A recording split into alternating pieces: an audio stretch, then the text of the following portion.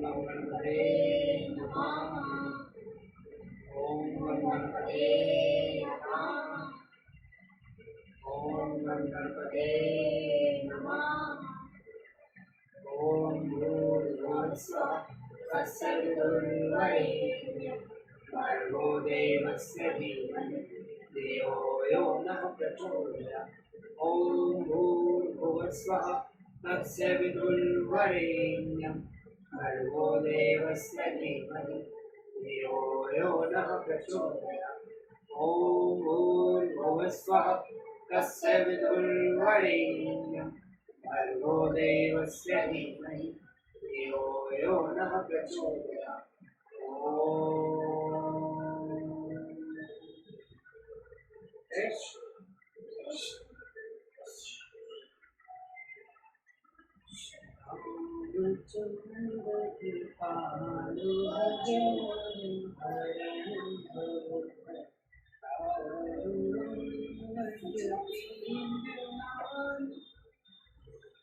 पंच पंचाश है सर्व। भरद्वाज जी का श्री राम आदि के लिए स्वस्ति वाचन करके उन्हें चित्रकूट का मार्ग बताना, उन सबका अपने ही बनाए हुए बेड़े से यमुना जी को पार करना, सीता जी की यमुना और श्याम वट से प्रार्थना, तीनों का यमुना के किनारे के मार्ग से एक कोस तक जाकर वन में घूमना फिरना, यमुना जी के समतल तट पर रात्रि में निवास करना, उषित्वा रजनीं तत्र राजपुत्रा वरिंदमो महर्षि विवावाघ्य जगमस्तुर गिरि प्रति।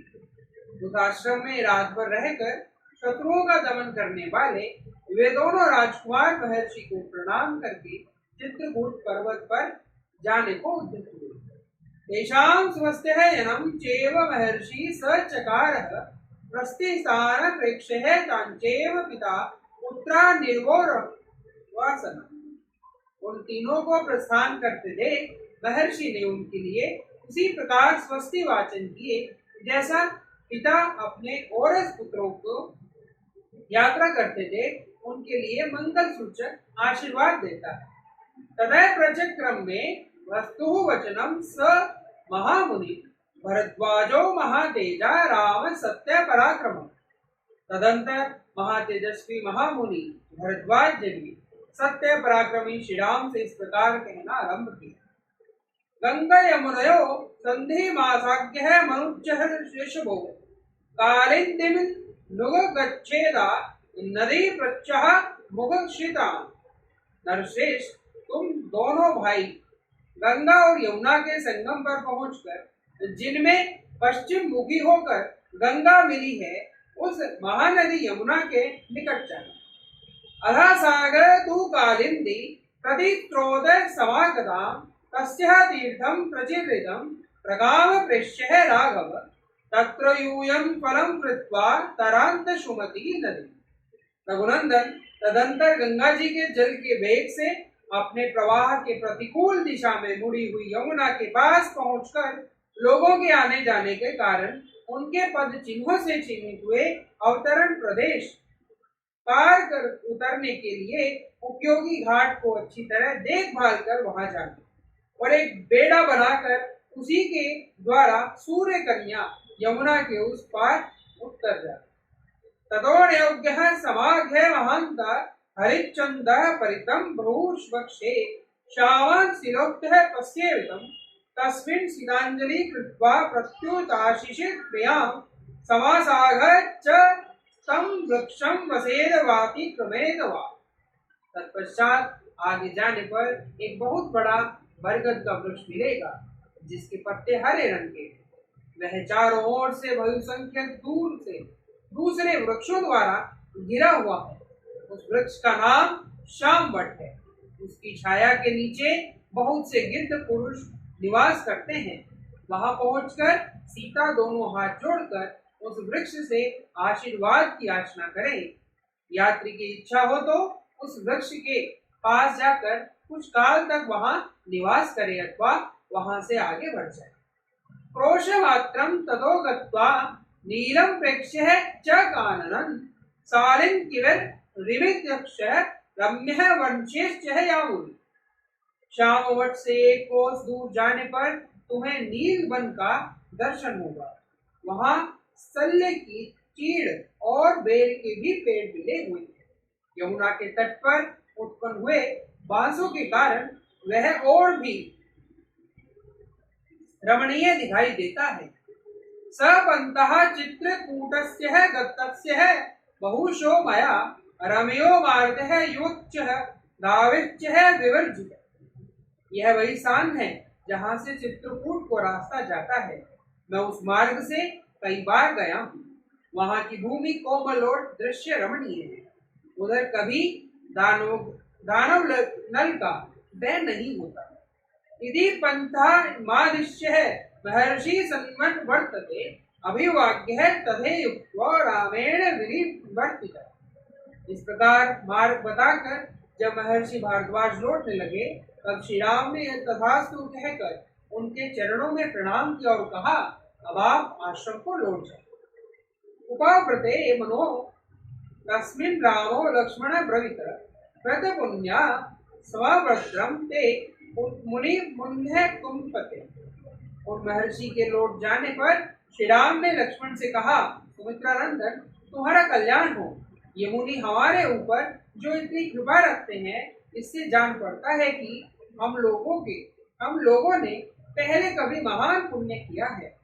इति तो पुरुष व्याघ्रो मंत्रित्वा मनीस्मनो सीतामेवाग्रता कृत्वा कालिंदी जमक्त मूर्धन। इस प्रकार बातचीत करते हुए वे दोनों मनस्वी पुरुष सिंह सीता को ही आगे करके यमुना नदी के तट पर गए। अधा सागे तू कालिंदी शीघ्र स्तोर निवेन्यदि चिंता मादे ते दिने सज्ञो नलिंजल दर्श बार्शव। वहां कालिंदी का स्रोत बड़ी तीव्र गति से प्रवाहित हो रहा था। वहां पहुंचकर वे इस चिंता में पड़े थे कि कैसे नदी को पार किया जाए, क्योंकि वे तुरंत ही श्री रघुनाथ जी के जल को पार करना चाहते थे। तो काष्ठे संघार मठो सत्प्रशः समूह मानम बलम शुक्र वर्षे समाकेण शुभेश्चः समावृतः। ततो वेद चाणक्य जम्भूर चाणक्य वीर्यवान जकार लक्ष्मणा विच्वा सीताया सुखमासन। फिर उन दोनों भाइयों ने जंगल के सूखे काठ बटोर कर उन्हीं के द्वारा एक बहुत बड़ा बेड़ा तैयार किया। वह बेड़ा सूखे बांसों से व्याप्त था और उसके ऊपर बिछाया गया था।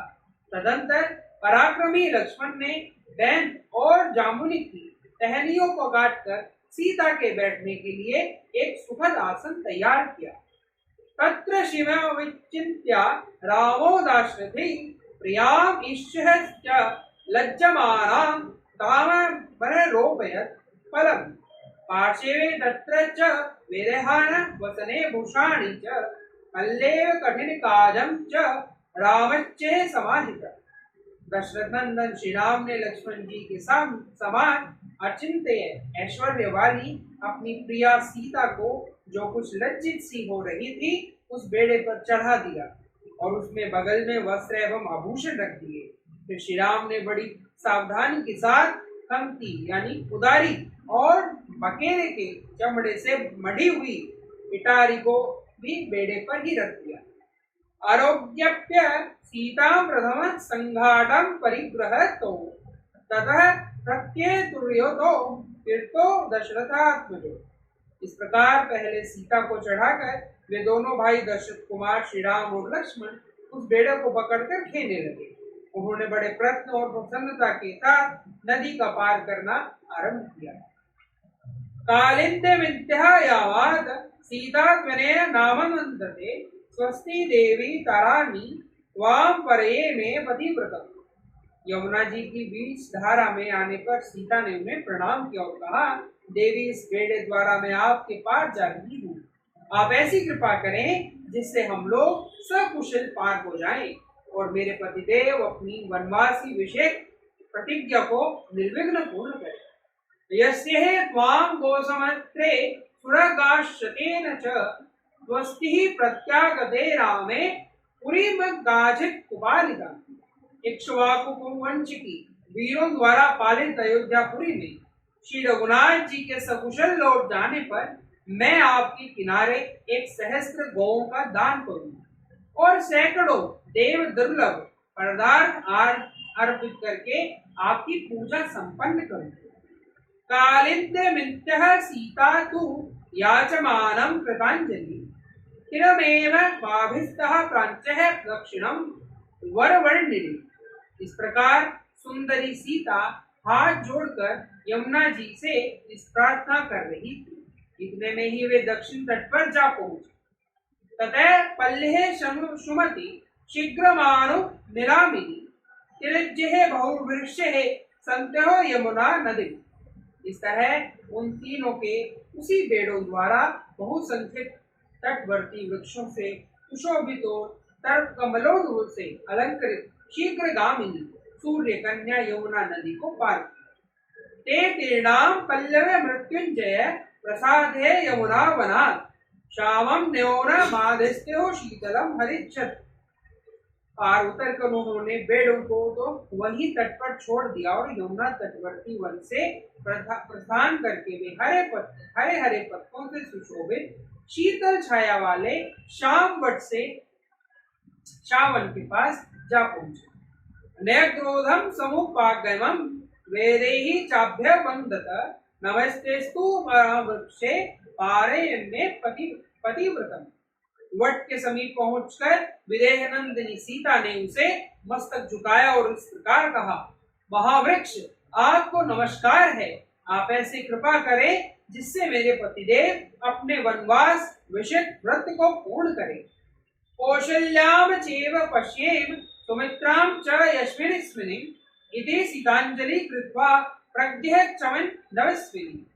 तथा हम लोग वन से सकुशल लौटकर माता कौशल्या तथा यशस्विनी सुमित्रा देवी का दर्शन कर सके। इस प्रकार कहकर मनस्विनी सीता ने हाथ जोड़े हुए उस वृक्ष की परिक्रमा की। अवलोक्य तथा सीता वाचित चिरंजनान दैत्वा च विधेय च रामो लक्ष्मण ब्रवीत। सदा अपनी आज्ञा के अधीन रहने वाली प्राण प्यारी सती साध्वी सीता को शाम वट से आशीर्वाद की याचना करते हुए देव श्री राम ने लक्ष्मण से इस प्रकार कहा, सीता मादाय गच्छेत् त्वमग्रतो भरतानुज पृष्ठो गमिष्यामि साधुयो द्विपदांबर। भरत के छोटे भाई नरश्रेष्ठ लक्ष्मण, तुम सीता को साथ लेकर आगे आगे चलो और मैं धनुष बाण धारण किए पीछे से तुम लोगों की रक्षा करता हुआ चलूंगा। यदा यदा पदम प्रार्थयते पुष्पम वा जनकाध्वजा तथा तथा प्रच्छे विदयाश्चय यत्रश्चय रमते मन। विदेह कुल नंदिनी जनक दुलारी सीता जो जो फल या फूल मांगे अथवा जिस वस्तु को पाकर उनका मन प्रसन्न रहे वह सब इन्हें देते रहे। एक एकम पादम कुलम तथा वा पुष्यशालिनी आदृष्ट रूपाम पश्यन्ति राम प्रवच्य सामला। अबला सीता एक एक वृक्ष झाड़ी अथवा पहले के न देखी हुई पुष्प शोभित लताओं को देखकर उसके विषय में श्री रामचंद्र से पूछती थी। रमणीयाम बहुविधान पारपानम कुसुम को राम सीता चन सनमग अन्य रामास लक्ष्मण। तथा लक्ष्मण सीता के कथनानुसार तुरंत ही भांति भांति के वृक्षों के मनोहर शाखाएं एवं फूलों के गुच्छे ला ला कर देते। विचित्र बालुक फलज्जलाम हंससारं नादिता रेवे जनकाराजस्य सूता वृक्षे तदा नदीम। उस समय जनक राज किशोरी सीता विचित्र वालुका और जल राशि से सुशोभित तथा हंस और सरसों के कल नाद से मुखित यमुना नदी को देखकर बहुत प्रसन्न होती है। क्रोशमात्रं ततो गत्वा भ्रंत्रो राम लक्ष्मणो ब्रह्म मम मेध्यान मृगान हत्वा चेर तुन्या मुनवन्वने। इस तरह एक कोस की यात्रा करके दोनों भाई श्री राम और लक्ष्मण प्राणियों के हित के लिए मार्ग में मिले हुए हिंसक पशुओं का वध करते हुए यमुना तटवर्ती वन में चरने लगे। विहत्य ते भ्रविण पूर्णमानादिते शुभे वने वारणा नरायुते समम नदी प्रभुम मेष्टे सत्वरम निवासमादत जगुनोद्दिन दर्शन। उधर उधर दृष्टि वाले वे सीता लक्ष्मण और श्री राम मोरों के झुंडों की मीठी बोली से गूंजते तथा हाथियों और वानरों से भरे हुए उस समुद्र वन में घूम फिरकर शीघ्र ही यमुना नदी के समतल तट पर आ गए और रात में उन्होंने वहीं निवास किया। इत्यार्षे श्रीमद् रामायणे वाल्मीकि आदि काव्ये अयोध्या कांडे पंचपंचाशः सर्गे। इस प्रकार श्री वाल्मीकि निर्मित आज रामायण आदि काव्य के अयोध्या कांड में 55वां सर्ग पूरा हुआ। जय श्री राम। जय श्री राम। जय जय राम, जय जय राम, जय जय राम, मैं तो राम राम पुकारो। श्याम जय जय राम, जय जय राम, जय जय राम, मैं तो राम राम पुकारो। श्याम प्रभु मेरे सुन लेंगे, मैं तो कब से राम निहारूं। श्याम जय जय राम, जय जय राम, जय जय राम, मैं तो राम राम पुकारूं। श्याम जय जय राम, जय जय राम, जय जय राम, मैं तो राम राम पुकारूं। श्याम प्रभु मेरे सुन लेंगे, मैं तो कब से राम निहारूं। श्याम जय जय राम, जय जय राम, जय जय राम, मैं तो राम राम पुकारूं। श्याम जय जय राम, जय जय राम, जय जय राम, मैं तो राम राम पुकारूं। श्याम प्रभु मेरे सुन लेंगे, मैं तो कब से राम निहारूं। श्याम जय जय राम, जय जय राम, जय जय राम, मैं तो राम राम पुकारूं। श्याम जय जय राम, जय जय राम, जय जय राम, मैं तो राम राम पुकारूं। श्याम प्रभु मेरे सुन लेंगे, मैं तो कब से राम निहारूं। श्याम जय जय राम, जय जय राम, जय जय राम, मैं तो राम राम पुकारूं। श्याम जय जय राम, जय जय राम, जय जय राम, मैं तो राम राम पुकारूं। ओम हमारा ओम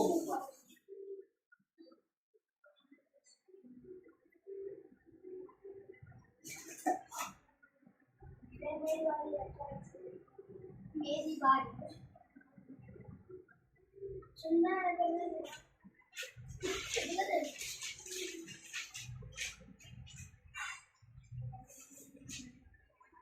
चंदन है इस देश की माटी, तपोभूमि और ग्राम है। चंदन है इस देश की माटी, तपोभूमि हर ग्राम है। हर बाला देवी की प्रतिमा, बच्चा बच्चा राम है। हर बाला देवी की प्रतिमा, बच्चा बच्चा राम है। हर शरीर मंदिर सा पावन, हर मानव उपकारी है। हर शरीर मंदिर सा पावन, हर मानव उपकारी है। जहाँ सिंह बन गए खिलौने गाए, जहाँ माँ प्यारी है। जहाँ सिंह बन गए खिलौने गाए, जहाँ माँ प्यारी है। जहाँ सवेरा शंख बजाता, लोरी गाती शाम है। जहाँ सवेरा शंख बजाता, लोरी गाती शाम है। चंदन है इस देश की माटी, तपोभूमि हर ग्राम है। चंदन है इस देश की माटी, तपोभूमि हर ग्राम है। हर बाला देवी की प्रतिमा, बच्चा बच्चा राम है।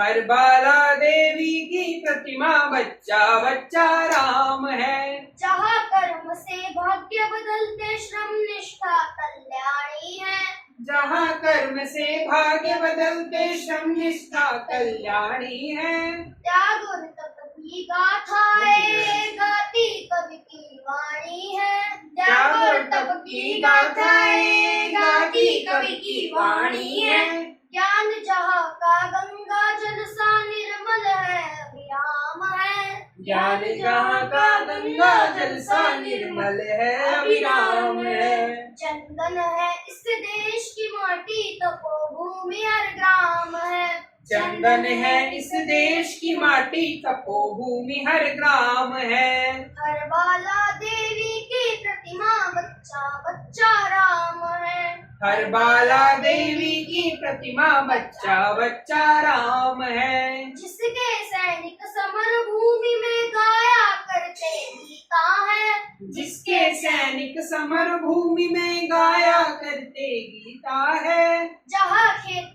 में हल के नीचे खेला करती सीता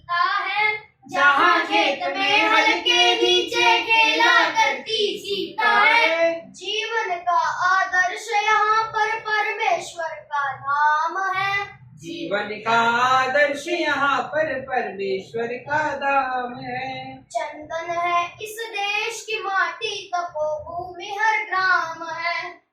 चंदन है इस देश की माटी, तपोभूमि हर ग्राम है। हर बाला देवी की प्रतिमा, बच्चा बच्चा राम है। हर बाला देवी की प्रतिमा, बच्चा बच्चा राम है।